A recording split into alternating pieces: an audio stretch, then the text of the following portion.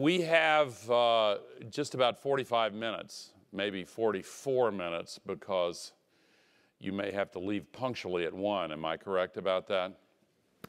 So I want to save most of the time for your comments and questions, to which I will do my best to respond. I want to talk about three things briefly. I was asked to talk about leadership, and I will do so. I want to talk about the climate crisis and the solutions to the climate crisis. You'd be surprised if I didn't. And then I want to say a few words on sustainable capitalism, because as B-School students, you are focused naturally on the future of business, and I have strong views about the state of business, the state of markets, and the future of business. First of all, on leadership, I thank you for inviting me to speak on the topic. I don't hold myself out as an expert on leadership. I think that based on my experience and what I have tried to learn about leadership, I would start with the a saying by Lao Tse, who wrote, of truly great leaders, the people will say, we did this ourselves. Worth reflection.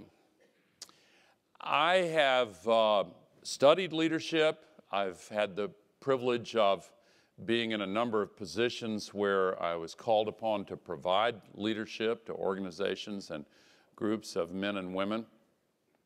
And there are obviously many different styles of leadership, and all I can do is speak to you about the style and approach that I think makes the most sense. We as human beings are each equipped with our own independent ability to collect information, process it, process the feelings and intuitions that we have, and make decisions individually and as a part of groups. Businesses are groups of people, and success is, at the risk of a cliche, a team sport.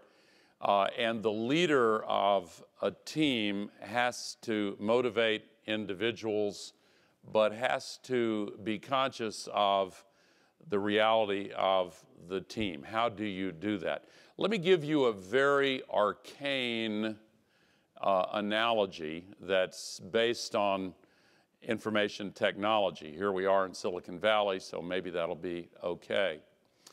In the history of computing, the first computers were based on central processing units surrounded by fields of memory. And as the memory fields grew and the processing power grew, limitations to that model soon appeared.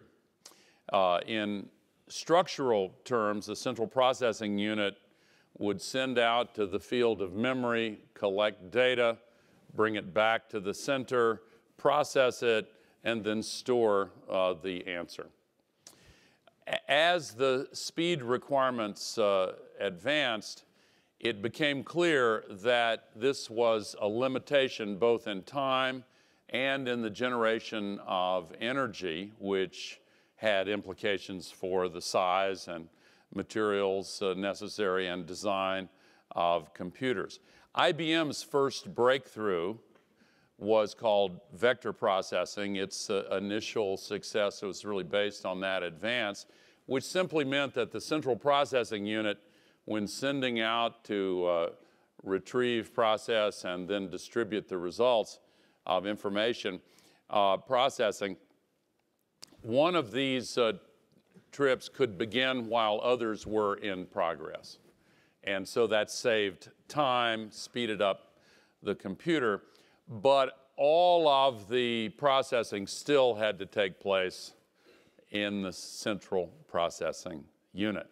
So in the early 1980s, an architectural design breakthrough took place, empowered by the relentless advance of Moore's law as processors became smaller and more powerful.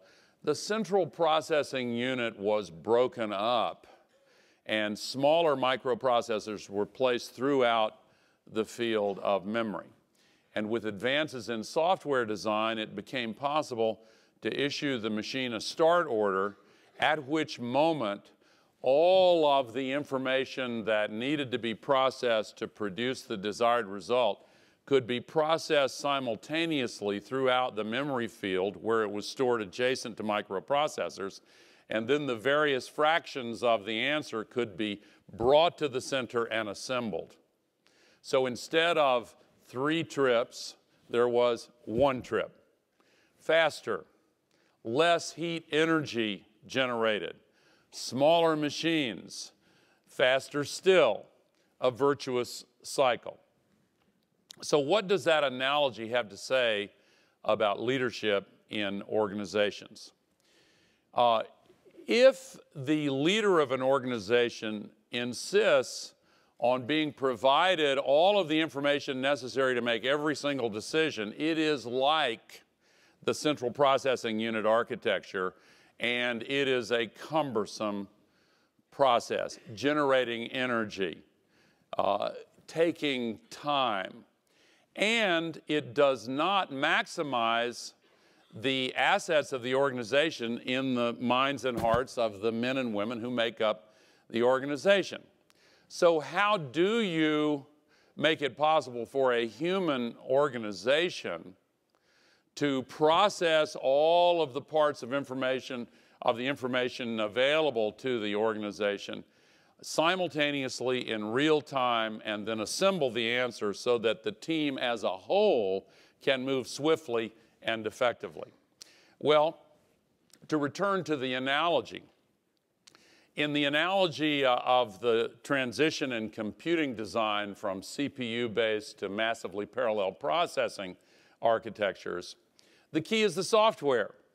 I skipped right through that step very quickly, but obviously, in order for the start order to trigger simultaneous processing by multiple processors throughout the memory field, and then direct the parts of the answer toward the center, then assemble the answer, that requires very complex software.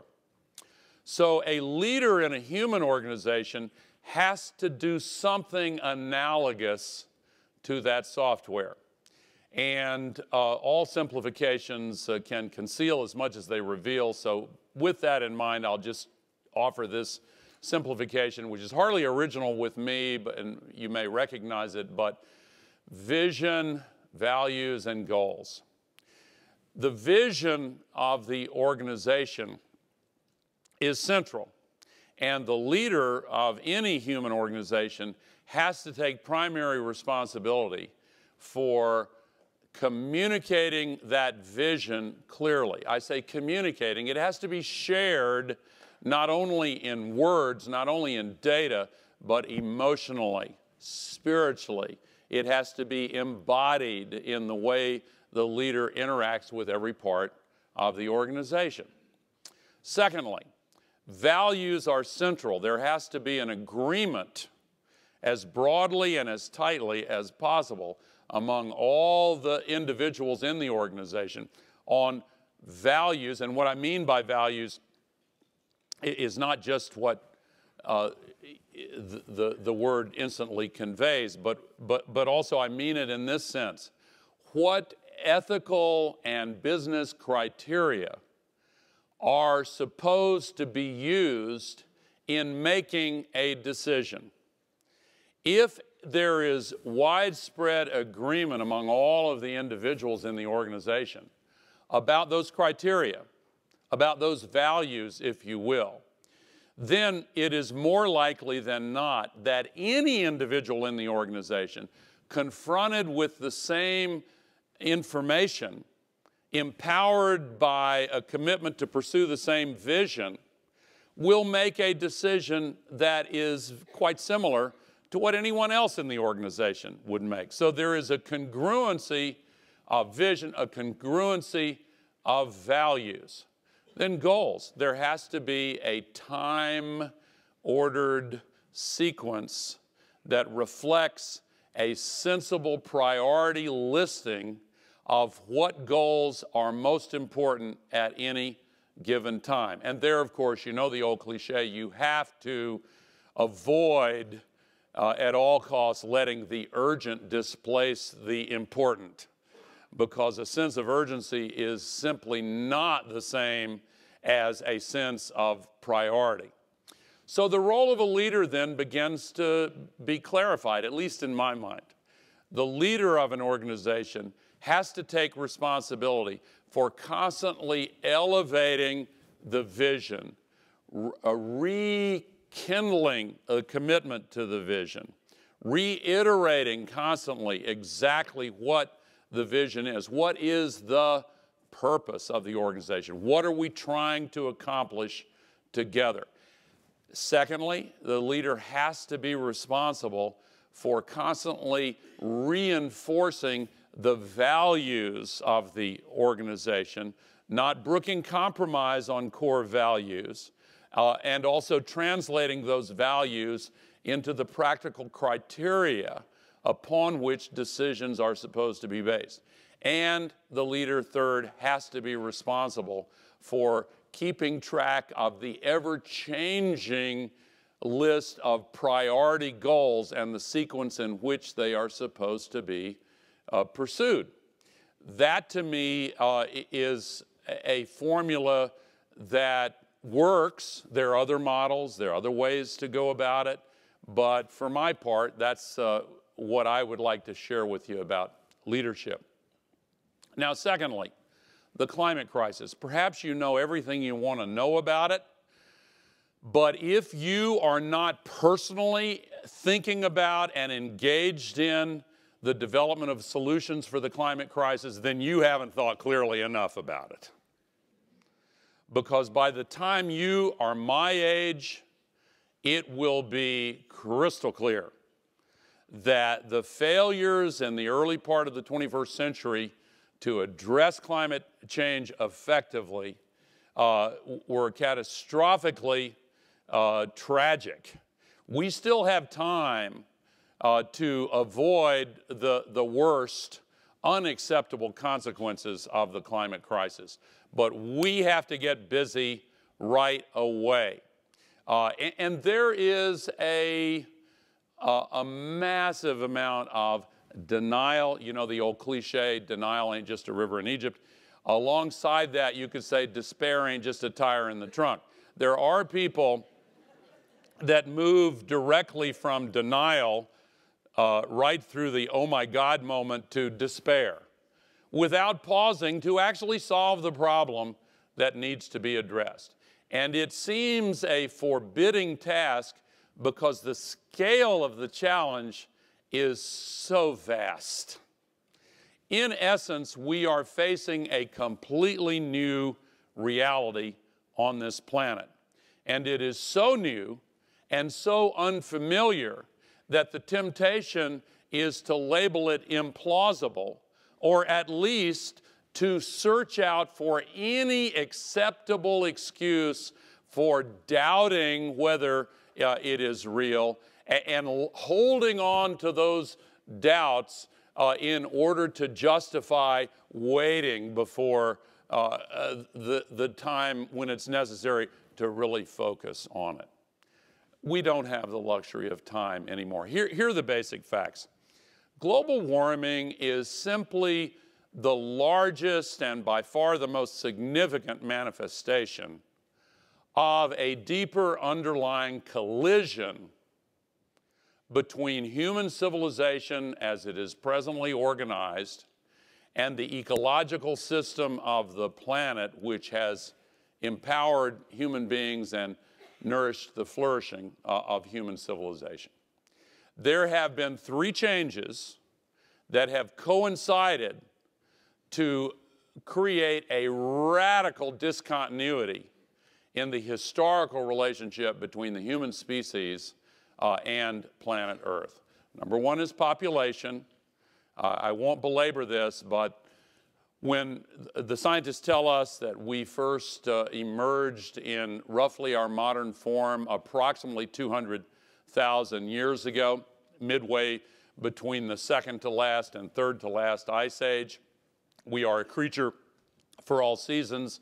I'm going to resist the temptation to go too deeply into any of these points, but be that as it may, it has taken 200,000 years before we reached a population of 1 billion people, sometime around the beginning of the 19th century.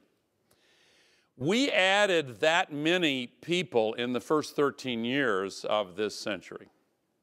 We will add another billion in the next 14 years, and yet another billion 15 to 16 years after that. We may stabilize global population at 9 or 10 billion. There is a good deal of uncertainty about the projections simply because the base is now so large that fractions of a child, an odd phrase I know, but fractions of a child in the projections make the difference between 9 billion and 14 billion or 18 billion. We do know, well, let me pause and say that this enormous population explosion, they used to call it, can be looked at in retrospect by noting that we have quadrupled human population in less than 100 years. And that has contributed to this radical change in the relationship between our species and the planet. We could have many more people with a completely different lifestyle, different technologies, and a different civilization, but given the stickiness of legacy technologies and lifestyles, it is fair to assume that we really do need to stabilize population. In that regard, we are witnessing a success story unfolding in slow motion. Actually, we have seen the development in the last quarter century of a very powerful and durable consensus worldwide on exactly how to stabilize population. This is a success. It doesn't look like it, but sometimes, but it is. It's a systems problem. Population dynamics is not a single cause, single effect issue. There are multiple factors involved. But here is the distillation of what social scientists have learned and proven in the field. There are 4 factors, all of which have to be present. But when these 4 factors are present in any society, population changes from one equilibrium state to another equilibrium state. It's an S-curve. The first equilibrium state is high birth rates, high death rates, and large families. Down the S-curve at the end of the transition, the demographic transition as they call it, there is a second equilibrium state. Low birth rates, low death rates, and small families. Small families are actually preferred by people. During the agricultural revolution, there was a premium on having larger families. There are many other factors involved. But basically, the challenge has been how to move societies around the world from one equilibrium state to the other. That's where these 4 factors come in. Number 1, the education of girls. Number 2, the empowerment of women. Number 3, the ubiquitous or nearly ubiquitous availability of fertility management techniques and technologies and knowledge. Number 4, perhaps most significantly, low child death rates. How does that last one fit in? If parents have confidence that their children will survive into adulthood and they have the ability to manage fertility, they're going to want smaller families. If, on the other hand, there is a high child mortality rate, then mothers and fathers will want to have large families in order to ensure that some of their children survive into adulthood, particularly in societies where there are not Social Security type programs, and family support is essential in old age. Now, the good news is we made a lot of progress in educating girls and empowering women. Not nearly enough, but we are on the right track all over the world. We have also made a lot of progress in reducing child death rates. Really quite dramatic progress. Where we have lagged behind is making fertility management available, particularly in places like sub-Saharan Africa, where the replacement rate is still much higher than the global average. Africa, as a consequence, midway through this century, not long from now, will have more people than either China or India. And at the end of this century, we'll have more people than China and India combined. But in much of the world, this transition, the demographic transition, has taken place. In all the developed countries, North America, Europe, Japan, etc., even in China, Brazil, the BRICS, the emerging economies, they're all, Mexico, they are all coming down this S-curve. So this is good news. It's a positive development. But those that are not getting fertility management have a right to expect that wealthy developed countries, principally the United States, will actually follow through on the pledges made to help them get access to fertility management. This is the one problem there. Anyway, that's the first factor. Even though it's a success story, the large increase in population has changed the relationship we have to the planet. Second, and far more significant, is the technology revolution that took a turn 150 years ago after the first industrial revolution, powered by coal. The first oil well was drilled a century and a half ago, and in the 20th century, the combination of oil and coal became the basis of energy in the world. And today, 85% of the energy used by Earth Inc., the global economy, comes from fossil fuels. And as a result, we now put 90 million tons every day of heat-trapping global warming pollution that's dumped into the atmosphere every 24 hours, as if the atmosphere is an open sewer. You know, in the 19th century, a great doctor in England was dealing with a cholera epidemic, which used to be one of the biggest killers.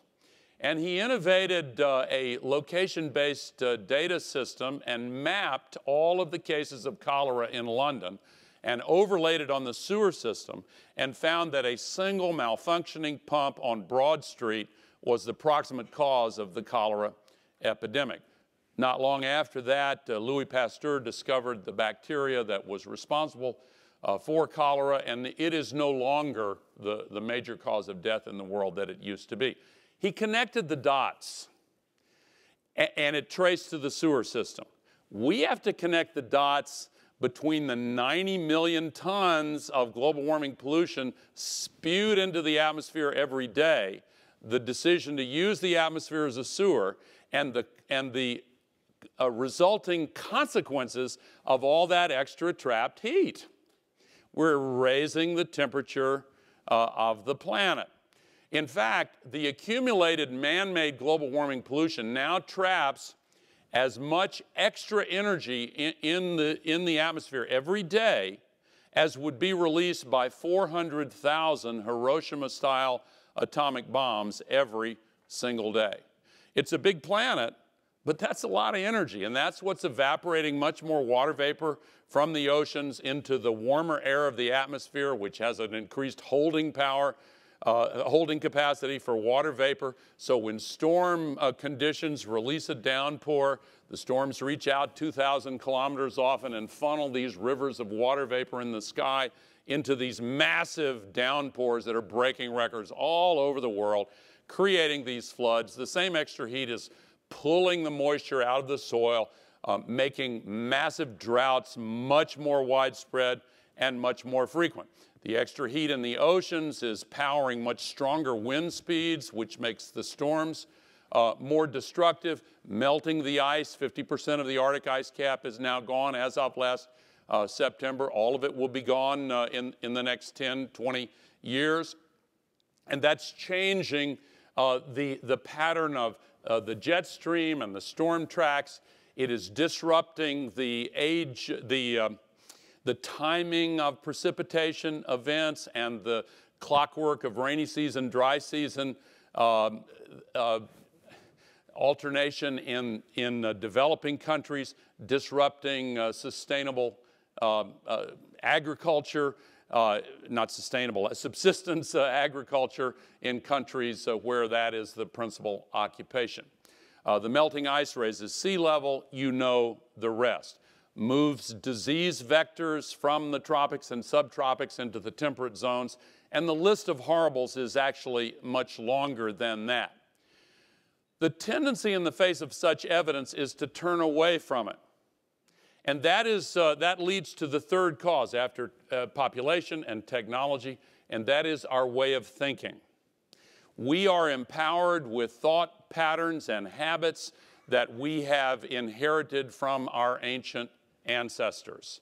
And as has often been the case in the history of civilization, our real challenge is to accelerate the emergence of wisdom that can be used to deal with new circumstances. We're built for that. We are creatures of habit.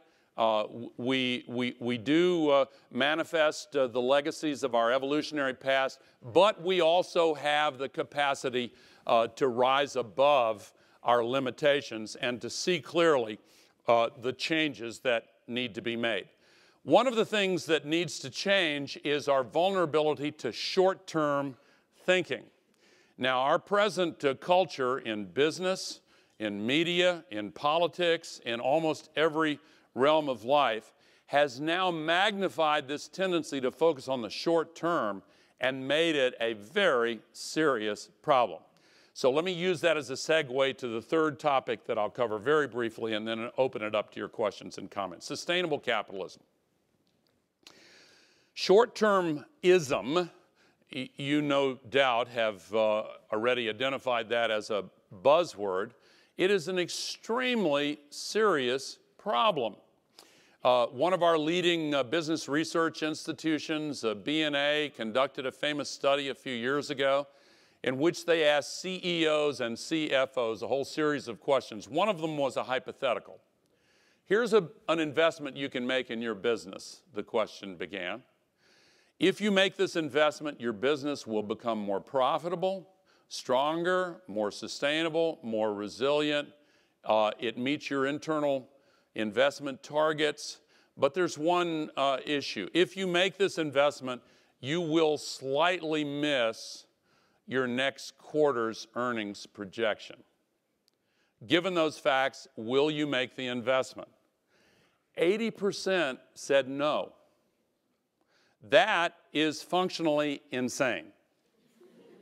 It truly is, because it hurts the shareholders, it hurts the employees, it hurts the communities where the business is operating, but it is now a routine decision because, of course, missing a quarterly earnings projection leads to a reduction in market capitalization, and whatever benefits come from focusing on the long-term buildup of sustainable value can be wiped out given the way financing markets now operate.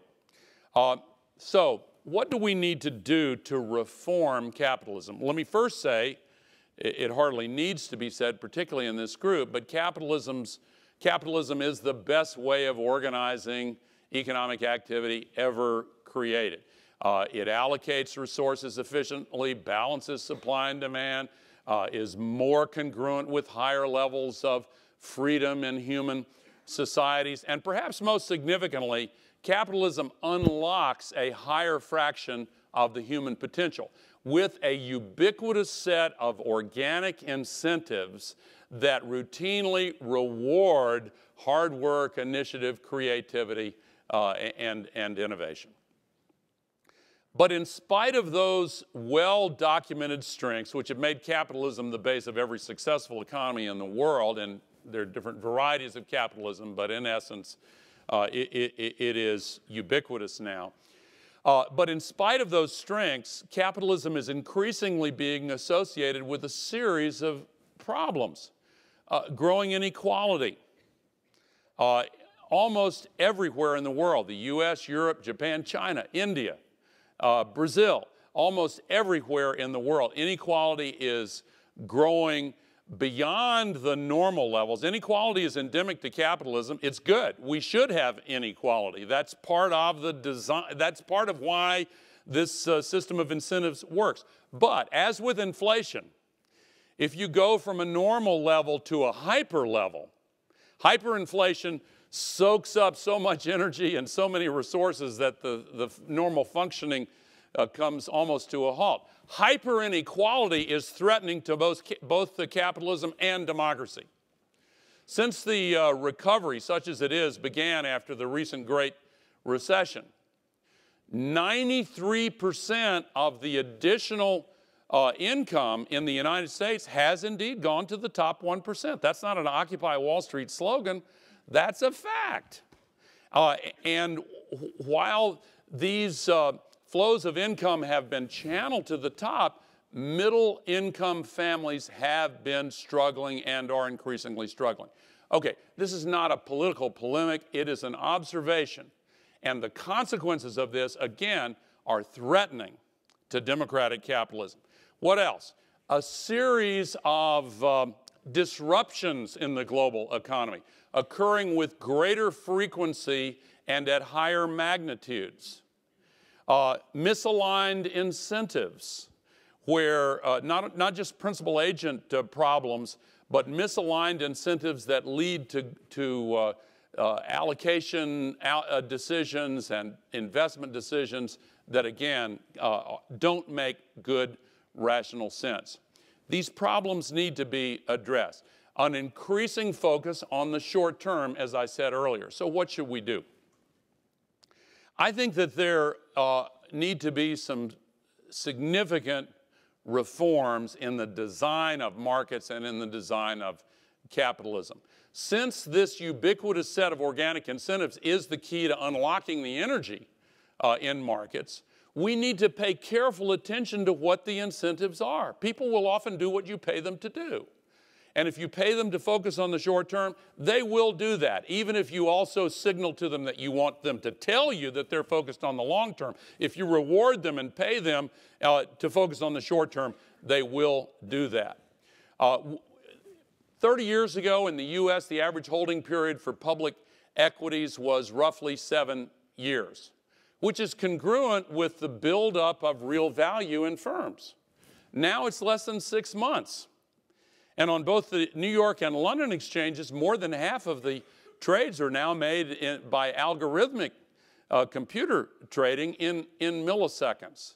So we need to get rid of this idea that more liquidity is always better. We do not have perfect information. Markets do not tend toward equilibrium.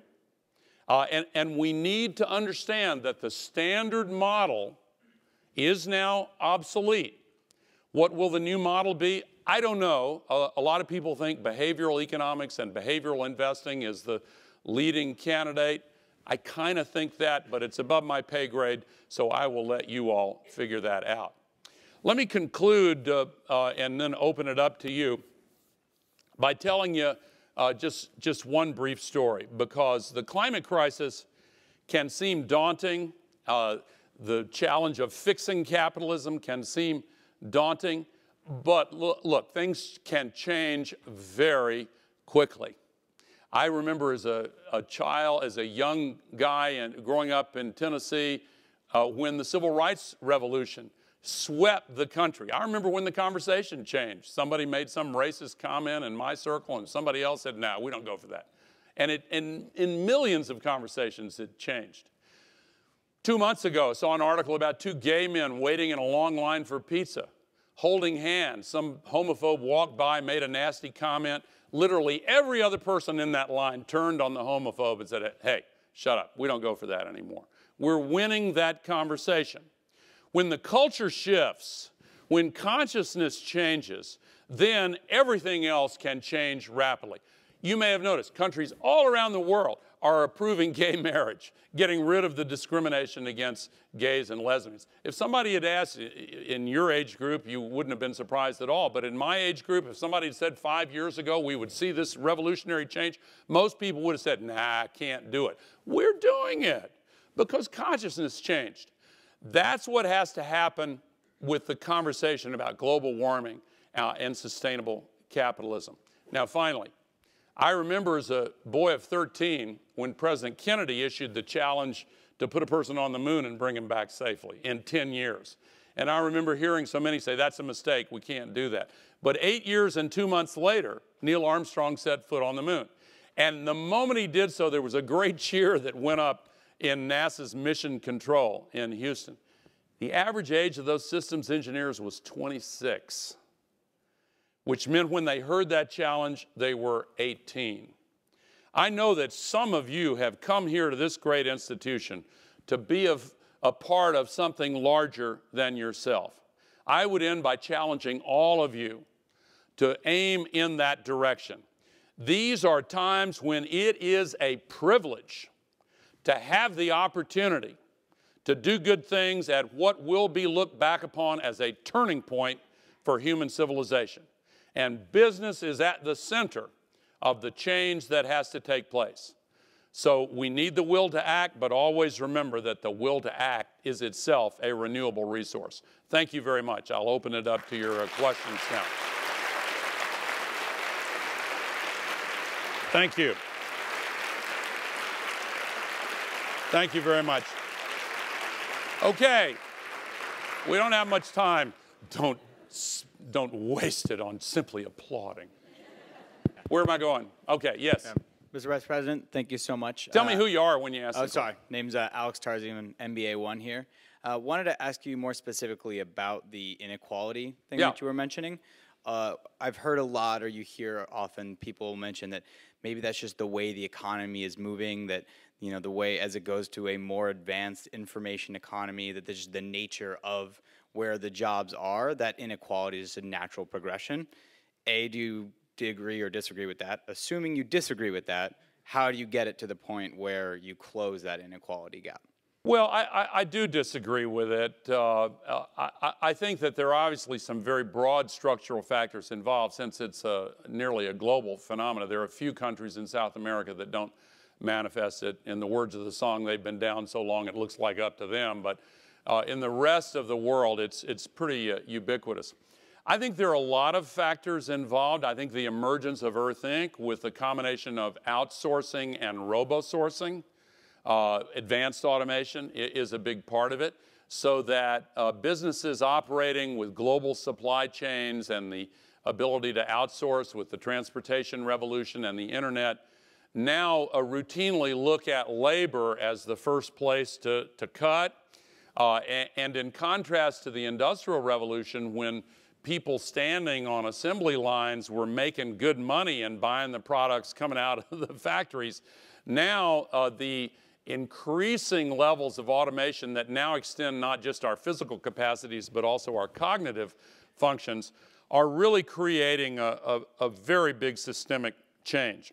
The so-called Luddite fallacy that's been accepted since Ned Ludd led his revolt may no longer be a fallacy. That's controversial to say, but an increasing number of really good economists are coming to that conclusion. And I think that has an impact. Here in the United States, I think the tax policy has had a major impact on inequality. I think that our democracy is in trouble. That's another topic and not the one that I'm talking to you about here, but I think that elites now have outsized power. I think there's been a big structural change in the way we communicate. The revolution of the printing press really led to the Enlightenment and the emergence of representative democracy. The shift in the last third of the 20th century to a television-based ecosystem really changed that. There's a bottleneck through which you can gain access to the public's mind only if you have huge amounts of money. Corporate special interests now dominate the messaging that comes into everybody's living room and on their screens. And the average American, in spite of the internet's rise, still watches television 5 hours per day. Now, as the internet gains momentum and scale, television will sink into the digital universe. You're seeing it begin to happen now. And the architecture of the internet-based information ecosystem is similar to the print ecosystem in this sense. Individuals have very low entry barriers, and once again, reason can be lifted up as a substitute for wealth and power. And then changes in labor markets and tax laws and political systems can once again begin to reflect the public interest. But one way or another, these levels of hyper inequality are unsustainable. And they're very dangerous, as I said, both to democracy and capitalism. Hi, my name is Branca, MBA 2. I'm from Brazil. I'm curious about your point about increasing focus in the short term. And I hear a call to action to future business leaders. And I just wanted to understand, how do you think about the public sector and the private sector, at least here in the US, and how these two should coordinate to make sure that we can change that mentality? Yeah, obrigada. I think that the dividing line between private goods and public goods is in need of clear focus and attention now. Democratic capitalism has ideological hegemony in the world and has at least since the Berlin Wall fell in 1989. But that engendered a kind of triumphalism among market fundamentalists. And the internal dividing line in democratic capitalism between those who are primarily rooted in the democracy sphere and those who are primary or half sphere and those who are primarily rooted in the market hemisphere, that line began to shift, and power is now being pulled from political systems into markets. And both capitalism and democracy, by the way, are manifestations of this massively parallel processing of information that I began by describing in the context of leadership. Think about it. And both were invented the same year, 1776. That's when Thomas Jefferson wrote the Declaration of Independence. That's when Adam Smith published The Wealth of Nations. And in both systems, you see the independent decisions of multitudes of people collected to harvest the wisdom of crowds in democracy and the invisible hand in markets. Both systems have been hacked.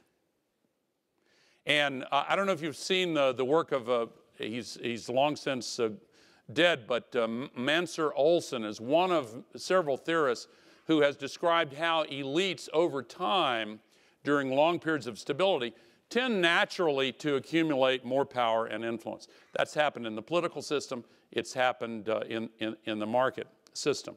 I do think that one of the solutions to inequality and growing structural joblessness is going to be to put new emphasis on the generation of public goods. Now, let me say one other thing briefly. The dashboard, the compass, the metric system that we're using to guide economies is completely whacked. GDP and the national accounts that are derived from GDP and business accounting. In 1937, the creator of gross domestic product, Simon Kuznets, was honored for it, and he said, "Thank you very much. I know it's in advance. Really, you know, it really was." But he said, "Please do not use this as a guide for national economic policy." Why? Because it's a heuristic, you know, a $10 word that means shortcut, but a little more than that, a shortcut that becomes embedded in our thinking, and we think it's the whole thing, but it's a shortcut. GDP leaves out a lot. What does it leave out? does not take into account pollution flows, environmental externalities, does not measure the distribution of income, so inequality doesn't show up on the dashboard. If we get an increase in national income and 93% of it does go to the top 1%, that's a big win for all of us, right? Well, no. But on the dashboard, it looks like it's a big win. What else is left out? Well, depletion of natural resources, but here's the one that I'm getting to. In addition to negative externalities like pollution, positive externalities are left out. So that if a community or a nation invests in education, mental health care, community building, etc., that shows up as an expense. But the positive benefits that come flowing back into society are not measured. They're not put on the balance sheet. And so when we face a fiscal challenge to rebalance the books, you want to cut that spending but if you have no knowledge that you're also eliminating all of those benefits, infrastructure, people understand that that's a public good because it's measured derivatively from the stuff that is on the balance sheet that depends on the infrastructure. But education, mental health care, these other things, they're not measured. So we really do have to take a close look at this. Now let me say, we're going to run out of time, but I want to challenge all of you to use the skills and talents that you're acquiring here. And congratulations on being accepted here, on being able to stay here, on doing what you're doing. But to whom much is given, much is required. That's another cliche. But I want to leave you today. I know that they're going to, I don't know if you ring a bell or blow a whistle or what, but I don't want to be caught standing while everybody gets up and leaves. So let me just conclude by thanking you for the opportunity to spend this time with you. I'm very, very grateful. But I want to conclude by challenging you. We need your help. This is really and truly a moment not only unlike any other, it's different in kind. This is a moment when all of us really have to rise to an unprecedented challenge. And years from now, when you're my age, your kids, will look around them at the world that they live in and they'll ask one of two questions. If there are hundreds of millions of climate refugees and failures of governance in countries around the world and rising seas and stronger storms and deeper droughts and bigger floods and a collapse of civilized norms in different places, challenges to the food supply and the waters, they would be justified in asking you, why didn't you do anything about this? But if they look around them and see a world in renewal with a massive shift to renewable energy and efficiency and whole systems thinking and a sense of hope in people's hearts and a regeneration of the life and vitality of the earth and of human populations, they will ask you, how did you rise to this challenge? And you have to decide which of those questions you want to answer while you're here. And equip yourselves to be a part of giving. And part of the answer will be that you went to Stanford Business School, you got the skills and knowledge, and then you decided to use them in an effective and appropriate way. Thank you very much for having me here today.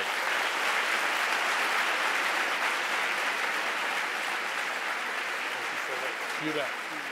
Thank you. Thank you.